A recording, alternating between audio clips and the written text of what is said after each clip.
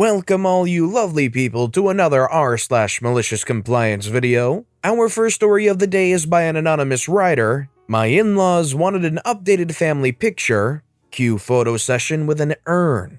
So let me set this up for you. My husband is the oldest out of 11 kids. They were all super close, homeschooled, church 3 times a week kind of family. Very close-knit and way too involved in each other's lives. They were shocked when they were introduced to me, a Catholic who really doesn't go to church, drinks, curses, and just wants to be left alone. Back to the story. My in-laws have this huge wall of family portraits. They haven't been updated in ages, but just full of all kinds of cute baby pictures. The 2 youngest girls were going through all of the pictures and decided they wanted to update all of the family pictures, as most of the siblings have gotten married, had kids, yada yada.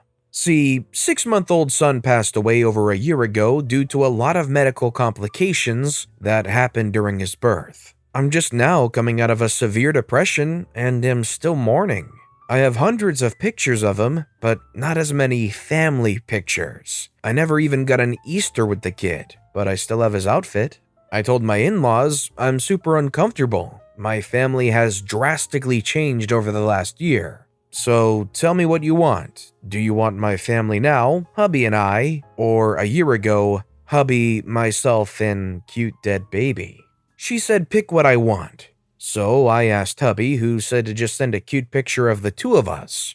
Well, that pissed off the little sister. She wanted a picture of the baby and us. How dare we not read her mind and send her a picture of our whole family? So cue malicious compliance. I picked up my cute dead kid's urn, grabbed my hubby, and start snapping away. All kinds of cute pictures of us in an urn acting like a picture-perfect family. Even included some with his favorite animals and toys, all smiling, matching with our kid's urn. For some reason, they're mad at me and are refusing to put it up on their wall.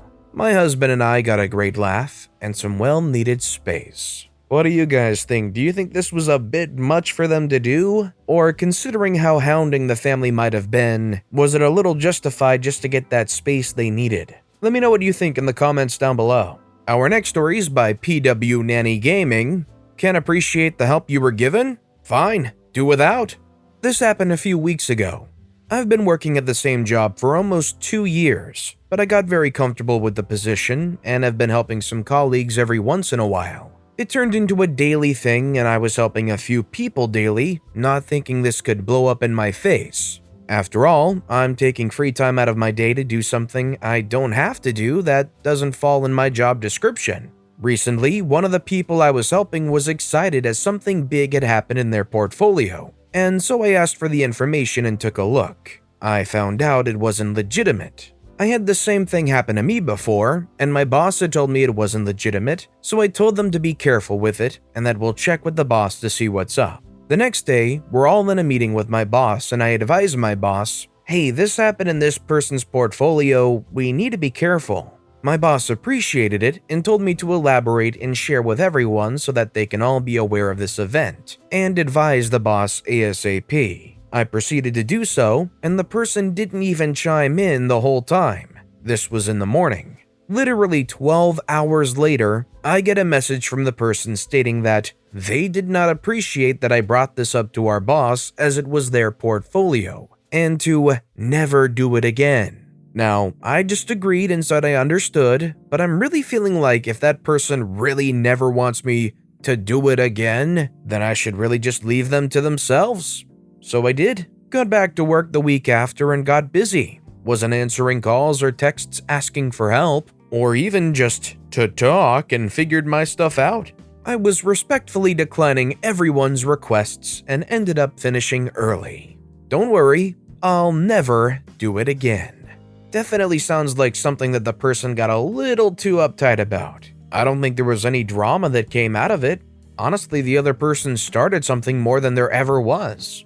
This next story is by Liam H101 Official. Game-changing COVID guidance turns the tables on Kevin. I work for a certain Swedish furniture store, and this Swedish furniture store is horrible in terms of controlling anti-maskers, as there's nothing we can do to throw them out. I work at the location across from the Mall of America, so we get hordes of tourists in from across the upper Midwest. Unfortunately, this includes an army of anti-maskers.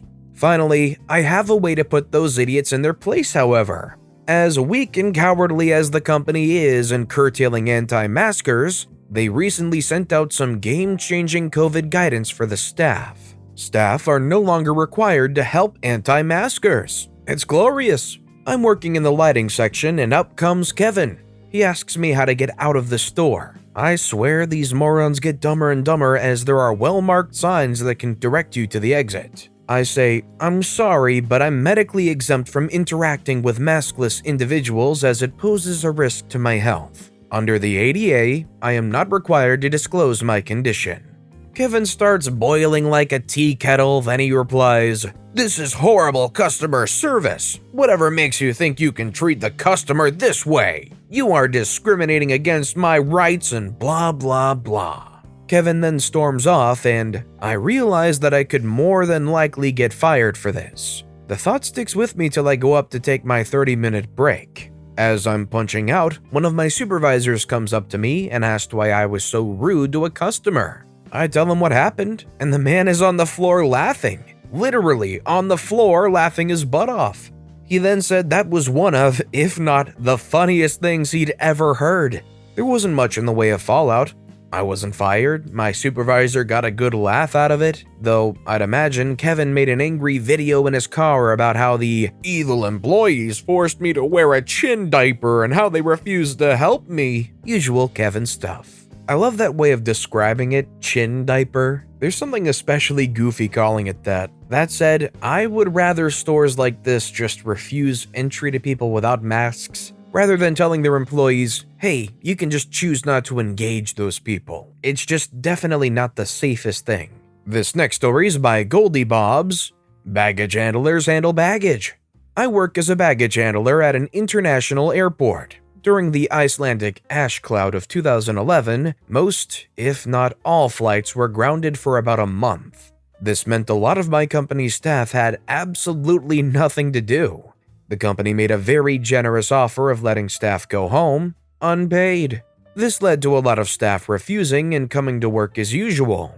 With no flights, there's a lot of people with nothing to do. Collecting cones, counting chalks, tidying up rolling stock, clearing FOD from vehicles. Nothing we wouldn't normally do in the winter when the schedule drops. After all the usual ground handling jobs had been completed multiple times, the manager started to think of other ways to get the staff to work. At first it was pretty basic. New ropes and chalks or tidying the crew room. But then a manager had a bright idea of us repainting the electric baggage trucks. A colleague, who we will call Keith, took exception to this and went into the office to complain. Keith's reasoning was that he was not a trained painter, he was a baggage handler. He had no experience with painting. Rule number 1 at my firm is you never operate or do anything you are not trained to do. The manager told Keith it was not an unreasonable request, and if he refused, he would be disciplined. Keith accepted and got to work. He painted the EBT good. He painted the body, the doors, the wheels, the tires, then the windows, the headlights, taillights, hub light, wiper blades. He painted the entire thing in heavy-duty white paint. The manager sacked him on the spot. I'm not sure if he appealed or what happened to the painted vehicle. Poor Keith. I feel their pain though. I wouldn't necessarily mind painting, but if I worked as a baggage handler, I probably wouldn't want to go painting. You didn't tell Keith how to paint it. Our next story is by the Flex Max. I'm not the one to tell people how to spend their money. Some background, I work in a home parts store for washing machines, ovens, showers, all that kind of thing. So we know quite well the operation of all these devices, and we usually stop to explain and solve all the doubts that a client who cannot or does not want to hire a gas operator has. And in general, they're usually grateful. Many times they come looking for a piece that, despite being worth some money, is not inaccessible. But we go from crisis to crisis, so most are very grateful when we test the device, and it works, but it's not always like that. In this case, it's a person who came to change the thermostat. and the resistance of a hot water tank. As usual, we test everything, and despite not being in the best condition due to scale, a problem we have with the water where I live, everything works fine. But this person insists that this is the problem with his water heater when we're showing him that clearly both parts work perfectly. He does not care, he insists that we sell him the new parts, and I will not be the one to stop to tell people how to spend their money. I tell them the price that would be around 18,000 pesos, about 200 USD, and even though this is the most expensive type, they swipe their card and pay it. Not even 2 hours pass before he comes back demanding that we return their money because what we sold him clearly does not work. We are surprised, so we tested it and it works perfectly. So we flatly refuse to return the money. In all cases where the error is ours, we return the money. He retires furiously and never returns. It's an anticlimactic ending, but that's what happened. In the end, he lost a crap ton of money for not giving a crap about good advice. If somebody qualified is telling you you don't have to spend money, I'd definitely be willing to trust that a lot more than somebody that says you do have to spend money. Any qualified person that comes and looks at your equipment and says, yeah, this stuff actually looks fine, works well, you don't have to spend nearly as much as you think you have to, why would you personally disagree with that and try and go against it? I'd be like, oh, thank God. This next story is by Snoo Hobbies 3488. Do I smell bacon? Back in the 70s, I was a teenager and working the graveyard shift as a fry cook in an all-night diner. I had been pals with the old night manager, but when a new one replaced him, we didn't hit it off. I resented that he had replaced the old boss I liked, and he resented that I was an arrogant smart butt. It was an open kitchen. Picture a Denny's. That evening, it was hot in the kitchen, so I cranked up the ventilation. But the night manager said this made it too drafty out front and told me to turn down the fans. I argued with him and he repeated the order. I kept arguing until finally he said, I'm in charge here, not you. Now just turn off the darn fans. Then he stormed off to do something in his office. Like I said, I was an arrogant smart butt, so I turned off the ventilation entirely. And then I cooked up a pound of bacon on the grill. I may have overcooked it a little. It was very late at night, and there were only 1 or 2 customers drinking coffee at the counter. By the time the manager returned to the dining room, there was so much smoke it was hard to see.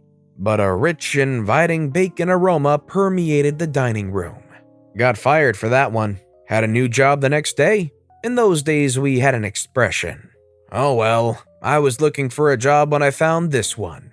You gotta love working somewhere that's so worthless that you can just get a new job to replace it in a day's time, no biggie. I think that might be a difference between now and the 70s though. I'm assuming OP was definitely already looking around, probably put some job applications in at places. But even then, I imagine it definitely was a little bit easier to get a job back then. But what do I know? And our final story of the day is by TG Lin 89. I can't take cash from my canteen allowance? Okay. This is not my story, but my brother-in-law's, and it came to a very satisfying conclusion today. My brother-in-law has been working remotely since March of last year as part of the IT department for an insurance company. As part of their compensation, they get canteen credit every month. The company didn't stop these payments while everyone was working remotely and gave the employees no chance to spend the credit as the canteen was obviously closed. My brother-in-law got a new job recently and had just over 1,000 euro left in his canteen credit. He asked the company before he left, could he take some of it out in cash or transfer it to a coworker. They would not allow him to do this. Here comes the malicious compliance. He looked up the canteen website and they allowed you to use your credit to send a wine and chocolate gift set to someone. You see where this is going. So he decided to purchase as many as he could and gift them to himself. This morning, he received 20 gift boxes. Well, that's one way to get a year's supply of chocolate and wine. It's a pretty convenient way to be able to spend all those credits if you can't use it actually in the canteen or transfer it to somebody. That's pretty darn fortunate if you ask me. Better than probably anything they can get in the canteen. But with that being said, that's all the time we have for today. So if you have a favorite story of the day, let me know which story and why in the comments down below. But besides that, if you enjoyed the video, please consider giving it a like, and if you haven't, subscribe and turn notifications on so you'll never miss an upcoming video. No matter what you do, whether it's just viewing the video, liking, subscribing, turning notifications on, I appreciate the heck out of it. Every little thing that you do helps the channel grow that much more, and I can't thank you enough for it. So, until next time, I hope you all have a wonderful day, and I'll be right here next time on the Storytime channel.